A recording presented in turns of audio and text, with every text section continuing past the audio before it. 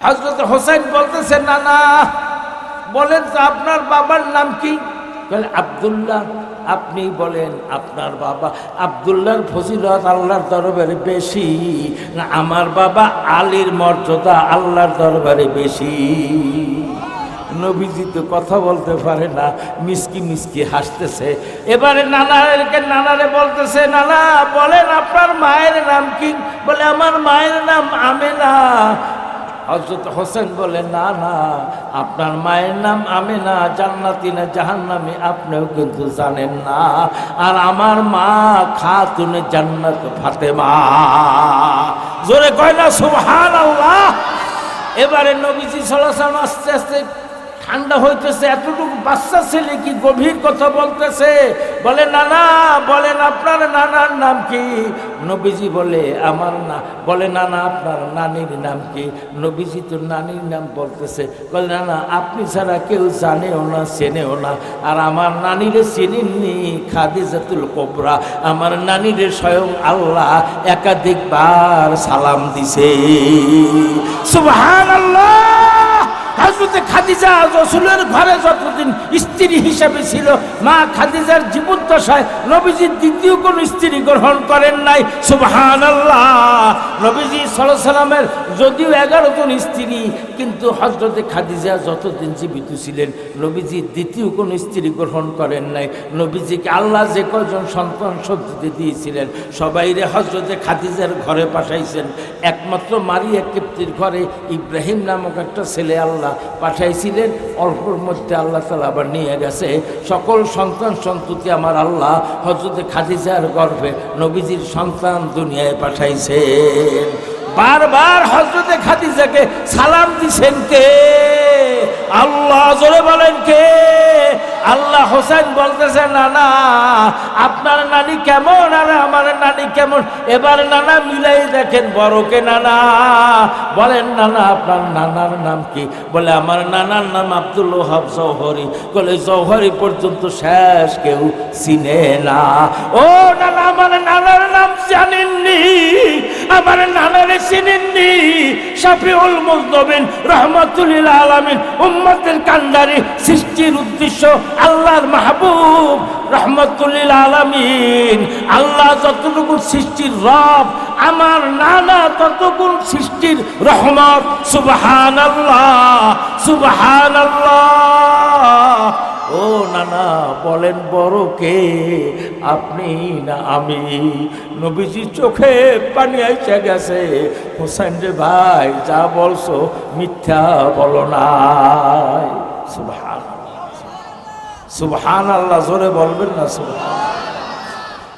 আমি এই মনির বেল্লগে আমার মাইকের সামনে আসার আগে বলছি যে এই জেনে নুরানের বাচ্চার কতটি হাদিস পড়ছে, ওই কয়টা হাদিস তো আমারও মুখস্থ নাই।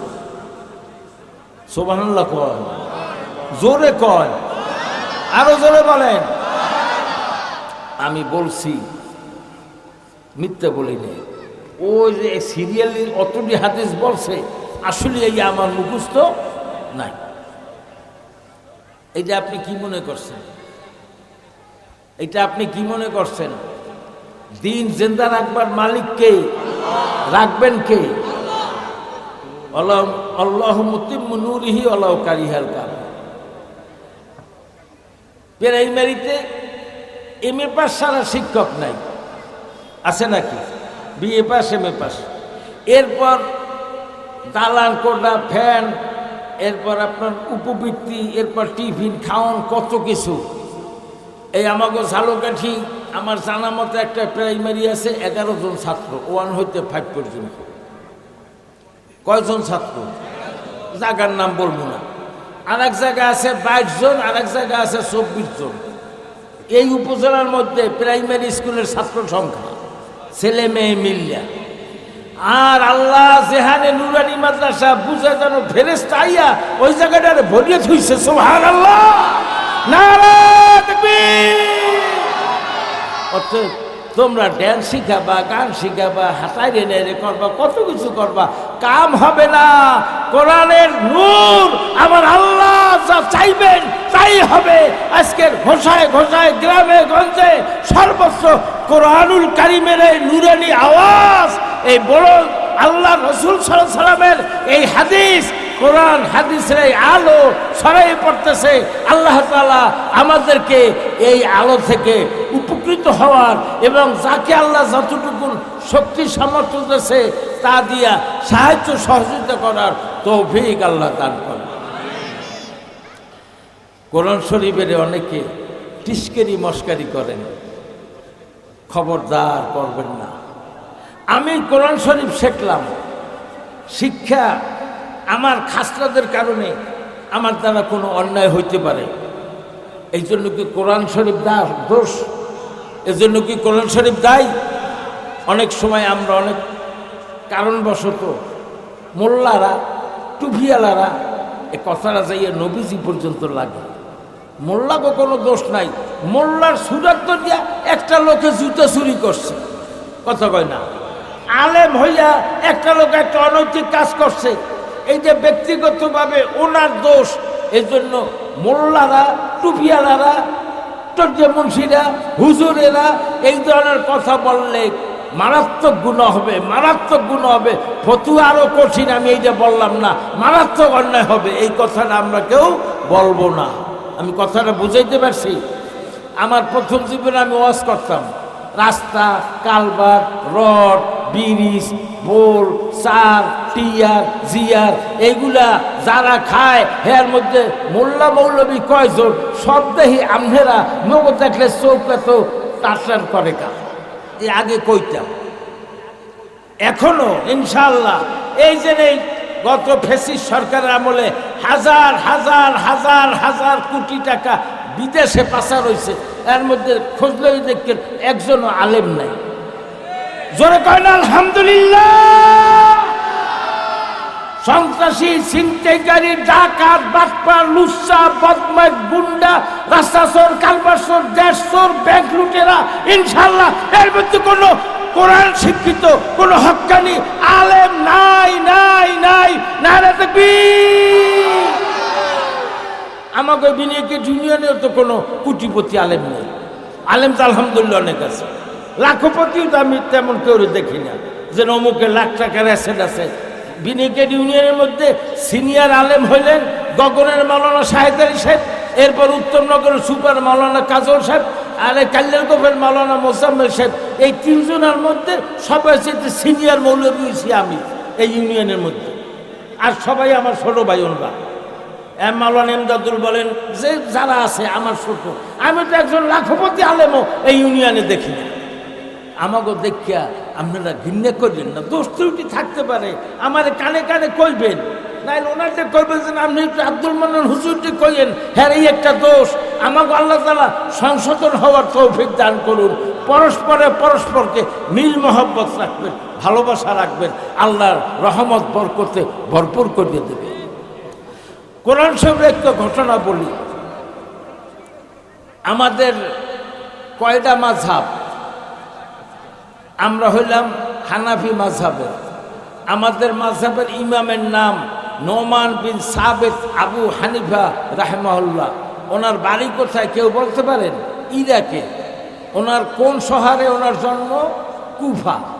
বলেন কোথায়? কুফা। কুফা মানে আমার দেশে কুফা বাজছে, হ্যাঁ না, জায়গার নাম হইল কুফা। কথা বোঝে নাই? ইরাকের কুফায়। আল্লাহর কি শান! চার মাযহাবের ভিতরে ইমাম আবু হানিফা রহমতুল্লাহর অনুসারী সারা দুনিয়ার 4 ভাগের 3 ভাগ মুসলমান হানাফি মাযহাবের অনুসারী। জোরে কোন আলহামদুলিল্লাহ। এই ওলামায়ে কেরাম জানেন ওসমানী খেলাফত 700-800 বছর সারা দুনিয়ার মুসলিম বিশ্বকে শাসন করছে, তারা সকলে ছিলেন হানাফি মাযহাব অবলম্বী। সুবহানাল্লাহ বলেন না কেন? আবার এই দিন শরীয়ত পালনের জন্য যেমন মাযহাব আছে, কোরআন শরীফ তেলাওয়াতের জন্য এই রকমের কেরাত আছে। কি আছে? কেরাত। 7 কারি 14 লাহান না? এই 7 কারির এক কারি হইল আসেম কুফি রহমতুল্লাহ আলাইহি, সুবহানাল্লাহ বলেন। ওনার অনুসারী সারা জগতে সবচাইতে বেশি। এক দেশে কেরাত পরে কত হে অল্লাইলিজা সাজে বামত্তা কি রব্বে কি ওমা কলে, এ অশুদ্ধ। এক এক দেশে ওই 7 কারির কেরাত চলে, কিন্তু আসেম কুফি রহমতুল্লাহ আলাইহির কেরাত এইটা হানাবি মাযহাব যে রকমের অধিকাংশ মুসলমানরা অনুসরণ করে, আসেম কুফি রহমতুল্লাহ কেরাত সারা দুনিয়ার অধিকাংশ মুসলমানরা ওই তেলাওয়াত, ওই তর্জ তরিকা নিয়ম পদ্ধতি অনুসরণ করে কোরআন শরীফ তেলাওয়াত করে, সুবহানাল্লাহ বলেন। হযরতে আসেম কুফি রহমতুল্লাহ আলাইহি যার কেরাত আমরাও পড়ি, ওনার মুখ দিয়ে সবসময় সুঘ্রাণ আসত। এখন তালবে আলিমের মধ্যে দু একটু কিন্তু দুষ্ট বা চালাক থাকে না, কথা কয় না। এখন সব তালবে আলিমে বসছে, হুজুর মনে হয় আতর মাইকায় অথবা মুখের মধ্যে কিছু দেশে টেসে এটা ঘেরা নাই। এক তালবে আলিম সবসময় লক্ষ্য করছে, হুজুর স্টেঞ্জায় যায়, উজু করতে যায়, নামাজে যায়, পড়াইতে বয়, ঘেরানি তো মনে কমে না, এই তো মাহে নাই। এখন যাইয়ে ধরছে, হুজুর আমনের মুখ দিয়ে সবসময় এরকম ঘেরা নাই, রহস্যটা কি? হুজুর তো কইতে চায় না, বাবা এত বলা যাইবে না, ব্যাপার আছে, থাও, দরকার কি তোমার মনু পরে বুঝবা, কোনো কাম হইবে না, হুজুর কইতে হইবে। আর তোর কোন জায়গায় লয় না মনে, এমন সুন্দর ঘেরান এত কোন হানে পাই না। হযরতে আসেম কুফি ওই ছাত্রের কথায় বাধ্য হইয়া বলতে বাধ্য হইলেন। আসেম কুফি রহমতুল্লাহ আলাইহি বলতেছেন, বাবা একদিন গভীর রজনীতে আমি ঘুমন্ত ছিলাম, তাহাজ্জুদের নামাজের আগে আমি তাহাজ্জুদ পড়তে উঠব। এই নামাজের আগে আগে আমি ঘুমের ভিতরে স্বপ্নে দেখতেছি মুহাম্মদুর রাসূলুল্লাহ শাফাতের মালিক, মাকামে মাহমুদের মালিক, লাওয়ায়ে হামদের মালিক, হাউজে কাউসারের মালিক, উম্মতের কান্ডারি, গুনাহগারের বন্ধু, সবার আগে যিনি জান্নাতে প্রবেশ করবেন, সবার আগে যিনি কিয়ামতে উঠবেন, সবার আগে যিনি লাওয়ায়ে হামদের পতাকা ধারণ করবেন, কিয়ামতের ময়দানে 120টা কাতার হবে, সুবহানাল্লাহ। আদম নবী থেকে আমাদের নবীজি পর্যন্ত সকল নবী রসুল এবং তার উম্মতের 120টা কাতার হবে। 120টা কাতার ভিতরে 40 কাতার উম্মত হবে আমাদের নবীজি বাদে। আদম নবী থেকে ঈসা নবী পর্যন্ত এই সকল নবী রসুলের উম্মতের সংখ্যা হবে 40 কাতার, আর উম্মতে মুহাম্মদীর সংখ্যা হবে 80 কাতার। নারায়ে তাকবীর। সর্বপ্রথম জান্নাতে প্রবেশ করবেন আপনার নবী, আমার নবী মুহাম্মদ রাসূলুল্লাহ সাল্লাল্লাহু আলাইহি সাল্লাম। আর সর্বপ্রথম সকল নবীদের উম্মতের মধ্যে আপনার আমার নবীর উম্মত, উম্মতে মুহাম্মদী সর্বপ্রথম জান্নাতে প্রবেশ করবে। 120 কাতারের 80 কাতার উম্মতে মুহাম্মদী, এই কাতারের ভিতরে 1.5 লক্ষ নবী রাসূল তারারও থাকবে। সবার সামনে যিনি থাকবেন, যার হাতে কালেমা তাওহীদের, যার হাতে হামদের পতাকা থাকবে, হাদিস শরীফের ভাষায় ওই পতাকার নাম হলো প্রশংসার পতাকা। ওই পতাকাটা সবুজ রঙের হবে, আলহামদুলিল্লাহি রাব্বিল আলামিন, এই বাক্যটা ওই পতাকার ভিতরে লেখা থাকবে। ওই পতাকা যার হাতে থাকবে তিনি হইলেন মুহাম্মদুর রাসূলুল্লাহ সাল্লাল্লাহু আলাইহি ওয়াসাল্লাম। লাওয়ায়ে হামদের পতাকার মালিক নবীজি, হাউজে কাউসারের মালিক নবীজি। কিয়ামতের ময়দানে কোটি কোটি কোটি কোটি কোটি মানুষ সবাই আসামির কাঠগড়ায় দাঁড়ানো থাকবে। একমাত্র বিচারক তিনি কে? একমাত্র বিচারপতি তিনি কে? আল্লাহ। কোনো উকিল নাই, কোনো মুক্তার নাই, কোনো ব্যারিস্টার নাই, কোনো জুরিদার নাই, কিন্তু আল্লাহ আহকামুল হাকিমিনের কাছে আর একটা চেয়ার থাকবে, যে চেয়ারটার নাম হইল মাকামে মাহমুদ, যেইটা আমরা প্রত্যেক আজানের পরে দোয়ার সময় বলি, অবাসুহু মাকামাম মাহমুদ। এই মাকামে মাহমুদের মালিক নূরের নবী মুহাম্মাদুর রাসূলুল্লাহ সাল্লাল্লাহু আলাইহি ওয়াসাল্লাম, হাউজে কাউসারের মালিক নবীজি, শাফাআতের প্রথম মালিক নবীজি, শাফাআতে কুবরার মালিক নবীজি, সর্বপ্রথম কিয়ামতের ময়দানে আল্লাহর দরবারে যিনি কথা বলবেন, যিনি সিজদায় পড়বেন, যিনি উম্মতের জন্য সুপারিশ করবেন, তিনি কে বলেন? মুহাম্মাদুর রাসূলুল্লাহ সাল্লাল্লাহু আলাইহি ওয়াসাল্লাম। সুবহানাল্লাহ। হযরত আসিম কুফি বলতেছেন, বাবা রে, গভীর রাত্র আমি ঘুমিয়েছিলাম, ঘুমের ভিতরে স্বপ্ন দেখতেছি নূরের নবী আমাকে বলতেছে, আসেম অমুক জায়গা থেকে একটু তেলাওয়াত করে আমাকে শোনা। আসেম বলতেছে, হুজুর আপনি হামিলে কোরআন। সুবহানাল্লাহ। আপনার উপরে কোরআন নাজিল হয়েছে, জিবরিল আলাইহিস সালাম আপনার কাছে কোরআন শরীফ নিয়ে আসে, আপনি তো কোরআনের বাহক, ইয়া রাসূলুল্লাহ আপনার সামনে কেমনে তেলাওয়াত করি? নবীজি বলে, আসেন তুই একটু তেলাওয়াত কর, তোর জবানের কোরআন শরীফ তেলাওয়াত আমার শুনতে মনটা চায়। হযরত আসিম রাদিয়াল্লাহু তাআলা আনহু পবিত্র কোরআনুল কারীম নবীজি যেইখান থেকে তেলাওয়াত করতে বলছেন, তেলাওয়াত করা শেষ হয়েছে, নবীজি বলতেছেন, আসেন তোর মুখটা আমার কাছে আন। হুজুর নিজের জবান থেকে একটু থুথু, সুবহানাল্লাহ, একটু স্যাপ, একটু থুথু হযরত আসিম কুফির মুখের ভিতরে দিয়ে দিছে। আসিম কুফি যতদিন জীবিত ছিল তার মুখ থেকে ওই রকমের জান্নাতি ঘেরান আসতো, যেই ঘেরান নূরের নবীর থুথু মোবারকের বরকতে, যেইটা তিনি স্বপ্নে পেয়েছিলেন। জোরে কয় না সুবহানাল্লাহ। শুনলে অবাক লাগে কিন্তু ঘটনা তো সত্য। হযরত আলী রাদিয়াল্লাহু তাআলা আনহু নবীজি, সুবহানাল্লাহ, জোরে বলেন না সুবহানাল্লাহ। নবীজি একদিন হযরতে ফাতেমার ঘরের সামনে গিয়ে দাঁড়াইছে। হযরতে ফাতেমা রাদিয়াল্লাহু তাআলা আনহা ঘর থেকে বাইর হয়েছে, আব্বাজানের গলার আওয়াজ পাইয়া যেই নবীজিকে দেখছে, নবীজি বলে, আয় ফাতেমা আমার কম্বলের নিচে আয়। নবীজি সলসল গায়ে একটা কম্বল ছিল, কম্বলের ভিতরে হযরতে ফাতেমাকে জড়াইয়ে ধরছে। হযরত আলী ঘরের ভিতরে বসে দেখে আমার স্ত্রী ফাতেমা ঘর দিয়ে বাইর হইল আর আসে না। তিনিও ঘর থেকে নামছেন, নামে দেখে শ্বশুর মুহাম্মদ রাসূলুল্লাহ দাঁড়ানো, বলতেছে, আলী আয় আমার কম্বলের ভিতরে আয়। এবারে হযরতে আলীও কম্বলের ভিতরে ঢুকছে। হাসান হোসেন দেখে আব্বাও ঘরে নাই, মায়ও ঘরে নাই, দুই ভাই ঘর থেকে নামছে পরে নবীজি বলে, আয় ভাইরা আয় আমার কম্বলের ভিতরে আয়। এখন কম্বলের ভিতরে কয়জন? হ্যাঁ, আর নবীজি একজন, মোট 5 জন। এই 5 জনাকে বলা হয় পাক পাঞ্জাতন। পাক পাঞ্জাতন পবিত্র 5টি সত্তা। আমার আল্লাহর দরবারে হাত জাগায় নবীজি দোয়া করেন, আল্লাহ এই আমার আহলে বাইত তুমি এর উপরে রহম করো, বরকত দাও, এদেরকে যারা ভালোবাসবে তুমিও তাদেরকে ভালোবাসিও। সুবহানাল্লাহ। হযরত আলী কত বড় ভাগ্যবান মানুষ। হযরত আলীকে যদি কেউ জিজ্ঞেস করতো, বলেন তো ভাই জান্নাতে মহিলাদের সর্দার কে, নেত্রী কে? হযরত আলী বলতে পারতেন, নেত্রী তো আর কেউ না, আমার বিবি হযরতে ফাতেমা। জোরে বলে না সুবহানাল্লাহ। হযরত আলীকে যদি কেউ জিজ্ঞেস করতো, ও হযরত আলী বলেন বেহেশতের ভিতরে যুবকদের নেতাকে? হযরত আলী বলতে পারতেন, আর কেউ না, আমার 2 পোলা হাসান আর হোসেন বেহেশতের যুবকদের সর্দার। জোরে বলে না সুবহানাল্লাহ। একদিন হাসান হোসেন 2 ভাই নবীজির সঙ্গে ঝগড়া করে। ছোট্ট মানুষ তো, নানা নাতি ঝগড়া করে। ইমাম হোসেন একটু চালাক বেশি ছিলেন।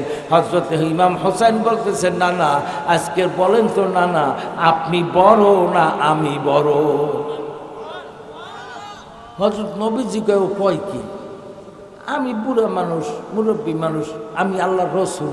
আর হোসেন কয় কি, আমি বড় না হে বড়? নবীজি বলে, নানু ভাই তুমি বলো কে বড়? বললে তো আপনার মুখ কালা হয়ে যাইবে। হোসেন রাদিয়াল্লাহু তাআলা কয়, আমি যদি বলি আপনার তো মুখ কালো হয়ে যাবে। না ভাই তুমি বলো।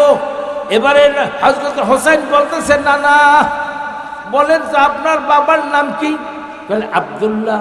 আপনি বলেন আপনার বাবা আব্দুল্লাহর ফজিলত আল্লাহর দরবারে বেশি না আমার বাবা আলীর মর্যাদা আল্লাহর দরবারে বেশি? নবীজি তো কথা বলতে পারে না, মিসকি মিসকি হাসতেছে। এবারে নানারে বলতেছে, নানা বলেন আপনার মায়ের নাম কি? বলে আমার মায়ের নাম আমেনা। হযরত হোসেন বলে, না না, আপনার মায়ের নাম আমেনা জান্নাতি না জাহান্নামী আপনিও কিন্তু জানেন না, আর আমার মা খাতুনে জান্নাত ফাতেমা। জোরে কয় না সুবহানাল্লাহ। এবারে নবীজি সাল্লাল্লাহু আলাইহি ওয়াসাল্লাম আস্তে আস্তে ঠান্ডা হইতেছে, এতটুকু বাচ্চা ছেলে কি গভীর কথা বলতেছে। বলে, নানা বলেন আপনার নানার নাম কি? নবীজি বলে, আমার না। বলে, নানা আপনার নানির নাম কি? নবীজি তো নানির নাম বলতেছে। বলে, নানা আপনি ছাড়া কেউ জানেও না, চেনেও না, আর আমার নানিরে চিনেননি খাদিজাতুল কুবরা। আমার নানিরে স্বয়ং আল্লাহ একাধিকবার সালাম দিছে। সুবহানাল্লাহ। হযরত খাদিজা রাসূলের ঘরে যতদিন স্ত্রী হিসেবে ছিল, মা খাদিজার জীবদ্দশায় নবীজি দ্বিতীয় কোন স্ত্রী গ্রহণ করেন নাই। সুবহানাল্লাহ। নবীজি সাল্লাল্লাহু আলাইহি ওয়াসাল্লামের যদিও 11 জন স্ত্রী, কিন্তু হযরত খাদিজা যতদিন জীবিত ছিলেন নবীজি দ্বিতীয় কোন স্ত্রী গ্রহণ করেন নাই। নবীজিকে আল্লাহ যে কয়জন সন্তান সন্ততি দিয়েছিলেন সবাইরে হযরত খাদিজার ঘরে পাঠাইছেন। একমাত্র মারিয়া কিপ্তির ঘরে ইব্রাহিম নামক একটা ছেলে আল্লাহ পাঠাইছিলেন। অল্পর মধ্যে আল্লাহ তাআলা আবার নিয়ে গেছে। সকল সন্তান সন্ততি আমার আল্লাহ হযরত খাদিজার গর্ভে নবীজির সন্তান দুনিয়ায় পাঠাইছেন। বারবার হযরতে খাদিজাকে সালাম দিছেন কে? আল্লাহ। জোরে বলেন কে? আল্লাহ। হোসেন বলতেছে, নানা আপনার নানি কেমন আর আমার নানি কেমন? এবার নানা মিলাই দেখেন বড়কে। নানা বলেন, নানা আপনার নানার নাম কি? বলে, আমার নানার নাম আব্দুল ওহাব জওহরি। বলে, জওহরি পর্যন্ত শেষ কেউ চিনে না। ও নানা, আমার নানার নাম জানেননি? আমার নানারে চিনেননি? শাফিউল মুজনবিন রাহমাতুল লিল আলামিন, উম্মতের কান্ডারি, সৃষ্টির উদ্দেশ্য আল্লাহর মাহবুব রাহমাতুল লিল আলামিন। আল্লাহ যতটুকু সৃষ্টির রব, আমার নানা ততটুকু সৃষ্টির রহমত। সুবহানাল্লাহ, সুবহানাল্লাহ। ও নানা বলেন বড় কে, আপনি না আমি? নবীজি চোখে পানি আইসা গেছে। হোসেন রে ভাই, যা বলছো মিথ্যা বলো নাই। সুবহানাল্লাহ, সুবহানাল্লাহ। জোরে বলবেন না সুবহানাল্লাহ। আমি এই কথাটা বললাম এই জন্য, দুনিয়া কিন্তু প্রেমে চলে। কিতে চলে? কথা কয়। এই আমার ডায়াবেটিস ধরা পড়ছে কিছুদিন আগে। এই এখন আমি জর্দা সারান দিছি, চিনি সারান দিছি। আমি কি লোভা আসিলাম, হাম হাম করে খাইতে থাকতাম। জর্দা তো ছটাকখানে খাইতাম, এখন বাধ্য হয়ে ছাড়তে হয়েছে। তা আমার মধ্যে যদি এই রকমের, এটা একটা উদাহরণের জন্য দিলাম, যেমন আমি জামাতে নামাজ পড়ি না, এরকম রোগ আমার মধ্যে আছে না? কথা বলেন না। নামাজ পড়ি কিন্তু মসজিদে যাই না, এরকমের রোগ আছে না? আবার একটু মিথ্যা কথা বলার অভ্যাস আছে, আবার একটু অদা ভঙ্গ করার অভ্যাস আছে, আবার একটু মানুষের টাক দেওয়ার প্রতারণা করার অভ্যাস আছে। আবার যে দোকান দিয়ে সজাগ করি ওইখান দিয়ে 2700 হইলে ওই দোকানের সামনে দিয়ে হাঁটি না, নতুন আবার আর এক, ঠিক কিনা? আবার বদলা লইলে বদলার পয়সা দিতে 3 দিন ঘুরাই। আবার আমি বদলা দেই ঠিক মতন দেই না, মালিক বাড়ি না থাকলে, কাছে না থাকলে কাম করি অর্ধেক, পয়সা নেই পুরা। এরকম আমাদের মধ্যে ভেজাল আছে না? কথা কয় না? আছে তো। আল্লাহ পাক আমাদের সকলের মধ্যে এই ধরনের কোনো ভেজাল টেজাল থাকলে তার থেকে আল্লাহ তাআলা আমাদের সকলকে মুক্ত হওয়ার তৌফিক দান করেন। বিশ্বাস করেন, বিশ্বাস করেন, বিশ্বাস করেন। আল্লাহর কসম, ভেজাল্লা ইমান লইয়া, ভেজাল্লা আমল লইয়া দুনিয়ায় পার পাওয়া যায়, আল্লাহর দরবারে নাজাত পাওয়ার আশা করা যায় না। অতএব আমার ইবাদত বন্দেগী অল্প হোক, ওই জন্য ওই নুরানি তালবে ইলম বলছে, আখলিস দীনাকা ইয়াকফিকা আমালুন কালিল। আমল আপনার কম হোক কিন্তু সেইটা নির্ভেজাল হোক, সেইটা পিওর হোক, সেইটা খাঁটি হোক। আমি বিনয়ের সঙ্গে বলবো, যারা যে মসজিদের মুসল্লি আছেন, নিজ নিজ মসজিদের ইমাম সাহেবের লগে একটু সলা পরামর্শ করিয়া দৈনিক 24 ঘন্টার মধ্যে যে কোনো একটা সময় নিজে অন্তত 5টা সূরা কেরাত, দোয়া দুরুদ, যেটু একান্ত দরকার, না হইলে হয় না।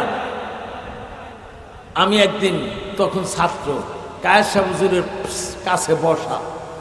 আমাদের এই অঞ্চলের একজন লোক, নাম বলবো না, হুজুরের কাছে গেছে, হুজুর আমি হাজার হাজার টাকা দেন হয়ে গেছি, হুজুর আমার একটু দোয়া করিয়ে দেন। হুজুরে দোয়া লিখে দিছে, এইটা রোজ 100 বার পড়বেন। মাসখানে পর গেছে, হুজুর কি দোয়া লিখে দিলেন, আমল করতে কইলেন, আমার ঋণ তো আরো বাড়ছে। হুজুরে চাইয়ে রয়েছে, আমি হাদিস শরীফের আমল শিখাই দিলাম, ঋণ তো কমবে, বাড়ছে কেন? একটা প্রশ্ন আসে না? আল্লাহ, এক সাহাবী অনেক ঋণগ্রস্ত, দৌড়াইতে দৌড়াইতে নবীজির কাছে গেছে, হুজুর আমি ঋণগ্রস্ত, একটু আমার দোয়া করিয়ে দেন।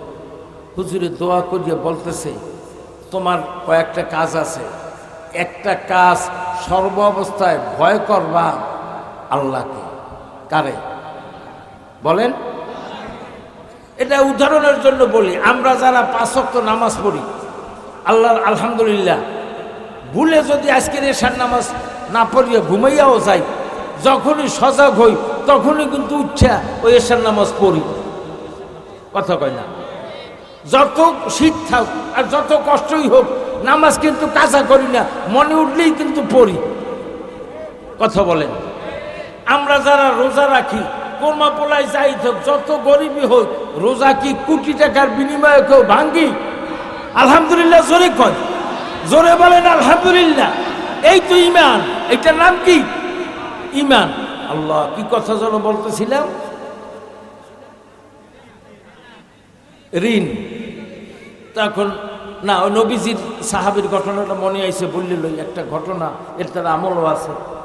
নবীজি বলছে, 1 নম্বরে ভয় করবা কারে, 2 নম্বরে ভরসা করবা আল্লাহকে। ভরসা করবা কার উপরে? আল্লাহর উপরে। মনে রাখবেন, ভয় করব, ভরসা করব আল্লাহর উপরে, ভয় করব, ভরসা করব আল্লাহর উপর, ভরসা করব আল্লাহর উপরে। আমারে হায়াত, মওয়াত, রেজেক, দৌলত, খাওয়া দাওয়া, ওঠা বসা, সমস্ত কিছুর একচ্ছত্র অধিপতি, অথরিটি, মালিকানা কার? জোরে কন। কায়েস হুজুর দ্বারে মনে রাখেন, কিন্তু 2টা রয়ে গেল ঘটনা। হুজুর দ্বারে একদিন এক হিন্দু লোক আইছে, আমি হুজুরের কাছে বসা, হিন্দু আসিয়া বলতেছে, হুজুর আমার গরুটা চুরি নেছে, আপনি তো জানেন। হুজুরে হঠাৎ চেহারা টেহারা গম্ভীর করিয়ে ফেলাইছে, ফেলাই কয়, কি কয়, আপনার গরু চুরি নেছি আমি জানি, তা আপনি থানায় যেই কর না। এখন তো বেটারা জিবরে কেমন, সি সি হুজুর কি বলেন, সেইটা বলি না, সেইটা বলি না। তো কইলেন তো, এই যে আপনার গরু চুরি নেছে আমি জানি। এখন এইটা যে, এইটা হুজুরে তারে একটা ইমানের শিক্ষা দিয়ে দিল। গায়েবের মালিক কেটা? জোরে কয়, আরো জোরে কয়। অতএব মোবাইল সরে নিলে যদি গোনাইতে যান, ইমানটু টুস করে চলে যাবে, তওবা করলে আবার ফিরে আসবে। কি মশলা ঠিক আছে রে হুজুর? গোনান বাসান সেরেক, গোনান বাসান বিশ্বাস করলেও কবিরা গুনাহ, আর যে গুণে বাসে সেও কবিরা গুনাহ করে। গুণে বাসে যদি চোর ধরা যাইতো, তাই পুলিশ বিটিআর এত কিছু গভর্নমেন্টের বিচার আসার কিছু লাগবে না, গুণে আসতে বাইর করিবে। কথা বলে না? খবরদার, খবরদার। সোনার হার চুরি নিলে এরপর আবার 4,000 টাকা খরচ করিয়া, 12,000 টাকা খরচ করিয়া, কোথায় পিরিসপুর, কোথায় কাল্যার অমুক জায়গায় একজন আছে, পাইলার তলে আত্মীয় সব কইতে পারে, এই বিশ্বাস করা হারাম, কবিরা গুনাহ, শিরক হবে। আমার কথা বুঝতেছেন? আরো বলি, গায়েবের মালিক কিনা? উদাহরণ দিলে বুঝবেন। হযরত সুলাইমান নবী, হযরত, বিশ্বের মধ্যে 1 নম্বর মসজিদ কাবা ঘর, 1 রাকাতে 1 লক্ষ রাকাতের সওয়াব হয়। জোরে কয়। আর 2 নম্বরে মসজিদ 2 খান, একখান হলো বাইতুল মাকদাস, আর একটা হলো মসজিদে নববী, নবীজির মসজিদ। এই 2 মসজিদে নামাজ পড়লে 50,000 রাকাতের সওয়াব হয়। 1 রাকাতে কয় রাকাতের সওয়াব হয়? কাবা ঘর নির্মাণ করছে সর্বপ্রথম আল্লাহর ফেরেশতারা, পুনরায় নির্মাণ করছে হযরত ইব্রাহিম নবী ইসমাইল আলাইহিস সালামের লইয়া। সুবহানাল্লাহ বলেন। আর মসজিদে নববী নির্মাণ করছেন নবীজি সাল্লাল্লাহু আলাইহি সাল্লাম সাহাবায়ে কেরাম নিয়া। সুবহানাল্লাহ বলেন। আর মসজিদে বাইতুল আকসা বা বাইতুল মুকদ্দাস নির্মাণ করছেন, সারা দুনিয়া শাসন করছেন হযরতে সুলাইমান পয়গম্বর। এই মসজিদ নির্মাণ করছে জিনেরা। কারা? এখন হযরত সুলাইমান নবী লাঠিতে ভর দিয়া জিনেরা কাজ করে, আর উনি কাজ দেখতে আছে। আজরাইল সালাম দিচ্ছে, আসসালামু আলাইকুম। সুলাইমান নবীকে কি খবর? কইলে আল্লাহ তো আপনার নিতে পাঠাইছে। কইলে আরে আল্লাহ, আমি তো চাইলাম যে আমার হাতে এই মসজিদের কাণ্ড কমপ্লিট হইবে, তো আল্লাহ আমার এখন নিতে পাঠাইছে। ঠিক আছে। কইলে হ্যাঁ, এটা আল্লাহ তাআলা একটা কায়দা আছে, নাম আমনেরই হইবে আনে, কিন্তু এখন যাওয়া লাগবে। এখন হযরত সুলাইমানের রুহু কবজ করিয়া ফেরেশতারা লই গেছে, কিন্তু উনি লাঠি লই খাড়াই দিয়েছে। কথা কয়, লাঠি নিয়ে দাঁড়াই দিচ্ছে কেডা? সুলাইমান পয়গম্বর। রুহু নাই। কথা কয় না, রুহু। জিনেরা কয় কি রে, এ সুলাইমান নবী নামাজ পড়তে যায়, ভাত খাইতে যায়, উজুতে যায়, ইস্তেঞ্জায় যায়, এখন লাঠি লইয়া যে খাড়াইছে তো লড়েই না। এখন আরো দাফাদাফি করিয়া খুব সুন্দর মতো কোনো হানে ভুল টুল না হয় সুন্দর করিয়া তাড়াতাড়ি কাম গুছাই ফেলাইছে। কিসের কাম? কোন মসজিদ? যদি কেউ আমার তো কেউ যাই নাই, বিশাল বিশাল পাথরের কাতার, বিশাল বিশাল, মানে এই আমাকে কাতারের 2-3টার সমান না একটা কাতার জিনেরা বানাইছে। সব হলো বড় বড় পাথরের এই মসজিদে বাইতুল মকদাস বা মসজিদে আকসা। যেই দিন কাজ শেষ, ওই উলিতে ওই পোকায় সুলাইমান নবীর লাঠি খেয়ে হেলাইছে। এখন তো আস্তে পড়িয়ে গেছে। সুলাইমান নবীর লাশ কি হয়েছে? লাঠি ভাঙ্গা পড়িয়ে গেছে। জিনেরা কপালটা, আরে আল্লাহ, হইলে মোর দিয়ে মগো পাহারাদারি হলে আর মোরা মসজিদের কাম উঠাই দিলাম। এ কথাটা বললাম। জিনেরাও কি গায়েব জানে? কথা কয় না, জানে না। জিনেরা দূরের সংবাদ জানে, দূরের সংবাদ জানে। তাও যদি সে চেষ্টা করে, আমার এই যে ঝালুকাটি যাইতে মোটর সাইকেলে 30 মিনিট লাগবে, আর জিনের 2 মিনিট লাগবে। এ যাইয়া একটা কিছু জানিয়ে পারে, কিন্তু ভবিষ্যৎ বা গায়েব এইটা জানের একমাত্র মালিক। এখন কায়ের সাহেব হুজুরি ওই লোকটারে শিক্ষা দিয়েছে যে দেখেন, আমারে আমি অলি আল্লাহ কনার যাই কর, কিন্তু চোরে নেছে চুরি, চোর কেটা এটা জানে কেটা? আপনি মানে যা বলছেন, হ্যাঁ কিছু না, ওইটা জানার মালিক আমি, ওইটা জানার মালিক কে? অতএব কোনো বান্দার প্রতি মানুষের এরকমের ধারণা না আসুক, এই জন্য হুজুর ওই রকমের আসুক কথা কইছে। কথা বুঝতে পারছি? যে আমরা অনেক সময় ভক্তির ঠেলায় কই উপরে আল্লাহ ইল্লা আমরে ইমানডু চলিয়ে যাই, উপরে আল্লাহ ইল্লা, ইল্লা আবার কি? ইল্লা আবার কি? আল্লাহ সব কিছু। আমি অছিলা হইতে পারি, তাও আল্লাহর অনুমতিতে। আমার কথা বুঝতেছেন? এখন গল্প কোন জায়গায় থুয়ে এলাম? গায়েবের মালিক কোন ঋণ। এখন ওই সাহাবি যাই কইয়া রাসূলুল্লাহ, ঘর সহ প্রচুর ঋণ, হুজুর আপনি আমাকে একটু দোয়া করে দেন। হুজুরের দোয়ার সিস্টেম করে দিল 2টা। একটা হলো ভয় কর্ম, আল্লাহরে ভয় করলে হয় কি? পাপ করে না। আল্লাহরে ভয় করলে কি হয়? কথা বলে, একা একা রোজাদারে পানিতে ডুব দিয়া পানি খায়, ঘরে কেউ নাই, আলমারি খুললে ফ্রিজ খুললে কিছু খায়। ভয় করে কারে? আল্লাহর ভয়তে রোজা ভাঙ্গে। সুবহানাল্লাহ কোন? আল্লাহর ভয়তে রোজা ভাঙ্গি না। এইটা যেমন ইমানদার বোঝে, আল্লাহর ভয়তে মিথ্যা বলি, এই মিথ্যা যেন বলা যাবে না, এইটা আমরা বুঝি না। আমার কথা বুঝতেছেন? আল্লাহর ভয়তে রোজা ভাঙবি, এই জন্য আমি রোজার দিনে কিছু খাই না, কিন্তু আল্লাহর দলে সুদের টাকা লই, আল্লাহর ভয়তে ঘুষের টাকা লই, তখন আল্লাহর ভয় থাকে না। বিশ্বাস করেন, আল্লাহর ভয়তে রোজা যেমন ভাঙ্গা যায় না, আল্লাহর ভয়তে সুদ খাওয়া যায় না, আল্লাহর ভয়তে ঘুষ খাওয়া যায় না, আল্লাহর ভয়তে আইল ছাড়া যায় না, আল্লাহর ভয়তে মিথ্যা মামলা করা যায় না, আল্লাহর ভয়তে বুইনের ফরাস ঠকান যায় না, আল্লাহর ভয়তে মা বাবার সঙ্গে বেয়াদবি করা যায় না, আল্লাহর ভয়তে আল্লাহ রসুলের বিরুদ্ধে কোনো কথা বলা যায় না, আল্লাহর ভয়তে কোরআন সুন্নাহর বিরুদ্ধে কোনো আওয়াজ করা যায় না, আল্লাহর ভয়তে আল্লাহ বেজার হয়, নবীজি রওজা পাকে কষ্ট পায়, এমন কোন কাজ কোন ইমানদার কোশ্চেন কালেও করতে পারে? এখন বলেন, তাস খেলাইলে খুশি হয় কেডা? তাস খেলাইলে খুশি হয় কেডা? ফ্রি ফায়ার খেললে খুশি হয় কেডা?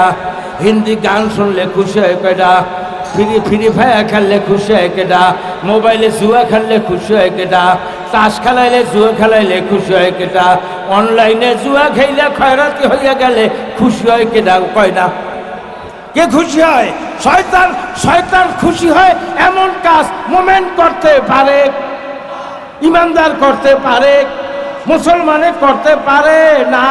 না না, মনে মনে তওবা করে নিয়ত করেন, আল্লাহ যেই কাজে শয়তান খুশি সেই কাজে বেজার কেডা? যেই কাজে শয়তান খুশি সেই কাজে বেজার কে? আল্লাহ যদি বেজার হয় কারো প্রতি, তার ঠিকানা কোথায়? জাহান্নাম। অতএব আল্লাহকে বেজার করা যাবে কিনা? আল্লাহকে বেজার করা যাবে কিনা? যাবে না, যাবে না, যাবে না। আল্লাহ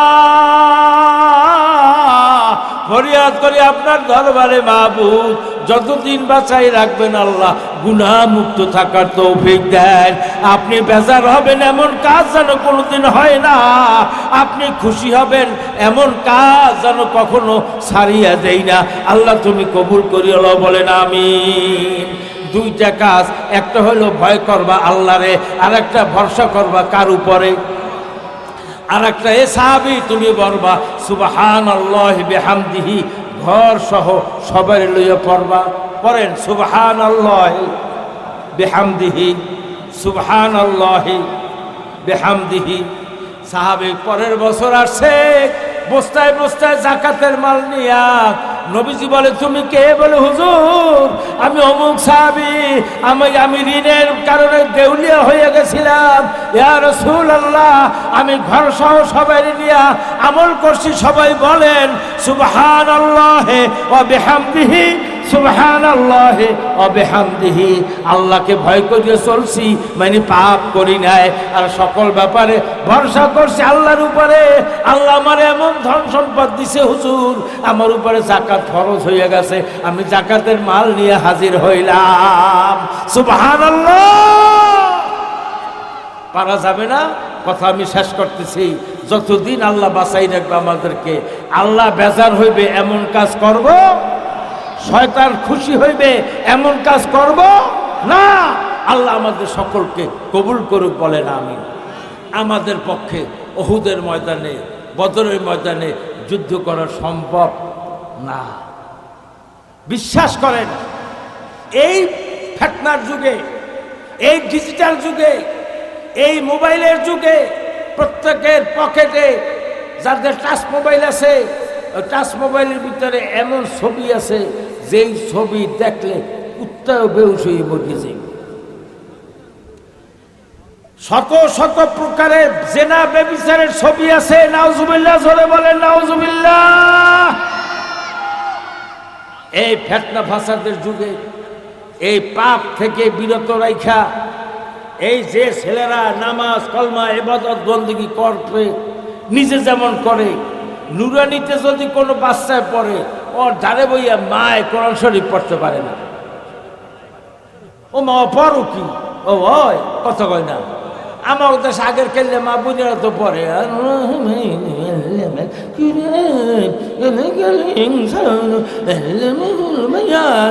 তো পোলা করো আমা ও পড়ো কি? ওর সেই সালবাজা চাপাও, ও পড়িয়ে পাপ কামাইও না, কথা কয় না।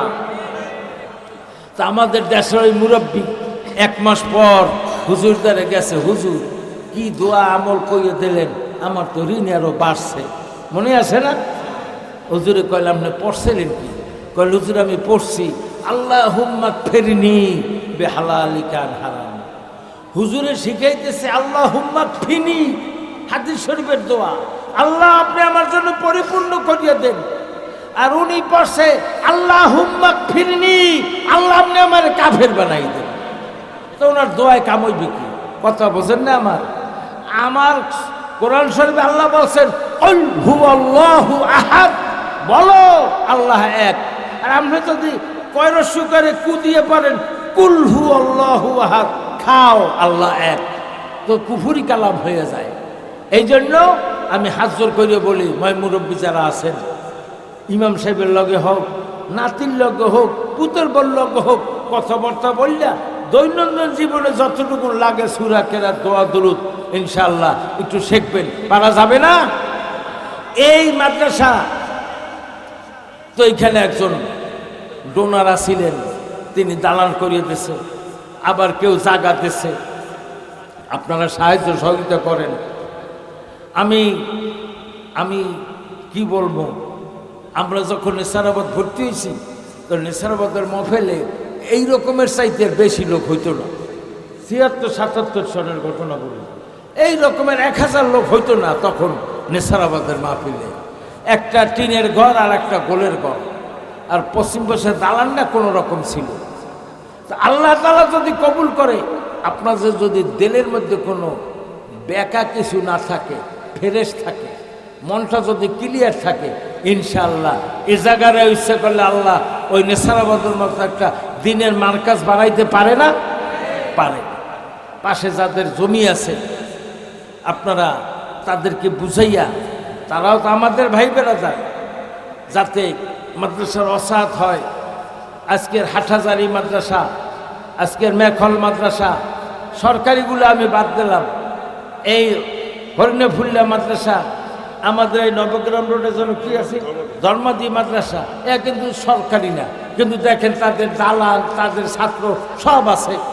আপনারা যদি নেক নিয়তে অগ্রসর হন, ইনশাআল্লাহ ইনশাআল্লাহ কায়েসা হুজুরের এখানে পদতুলি পড়ছে, আউলিয়া কেরামের রুহানি দোয়া আছে, আপনাদের ত্যাগ আছে, আন্তরিকতা আছে, চোখের পানি আছে, ইনশাআল্লাহ এই জায়গাকে আল্লাহ তাআলা একটা দিনের মার্কাজ হিসেবে কবুল করতে পারে। এই ভরসা, এই আশা আপনাদের নাই? আছে? কার কার আছে? নারে তাকবীর! আল্লাহ কবুল করুক, বলেন আমিন। আপনাদের কাছে খাস দোয়া চাই, রমজানে, কোরবানিতে, ওই যখন ধান ওঠে বা নিজের বডি, নিজের ওই বাউনিতে, আমার উদ্দেশ্যে কয় কি বাউনি কয় না, শাখা কদু গাছ বাইছে, 10টা কদু হয়েছে, 6টা নবগ্রাম 18টা নিয়ে বেচবেন, ওই লগে একটা এলিল্লা বোর্ডিংয়ে পাঠাই দেবে। সুপারি হয়েছে 15 ছাড়া, 10 ছাড়া বেচবেন, 12 ছাড়া বেচবেন, 3 ছাড়া মাদ্রাসার নামে বেচলেন। যে যেভাবে 4টা মূলা তুলছেন ঘরের জন্য, দুগ্গ মূলা এই জায়গায় পাঠাই দিলেন। এইভাবে যে যেভাবে পারেন মাসিক কিছু একটা অ্যামাউন্ট দিলেন, ফেতরার সময়, জাকাতের সময় যে যেভাবে পারেন এই প্রতিষ্ঠানের সহযোগিতা করবেন, নিজেরা গার্ডিয়ান হবেন, বিশেষ করিয়া নিজেদের সন্তানকে দেবেন। আমি সকলের কাছে হাত জোড়ে অনুরোধ করি, আপনার ছেলেকে ডাক্তার, ইঞ্জিনিয়ার, ব্যারিস্টার যা বানান আপত্তি নেই। 4টা বছর আপনারা নুরানি মাদ্রাসায় 3টা বছর পড়াই নেন, যাতে আপনি আমি মারা গেলে আমার আপনার লাশের পাশে বসা, কবরের পাশে বসা এই বাচ্চারা যেন একটু দোয়া করতে পারে।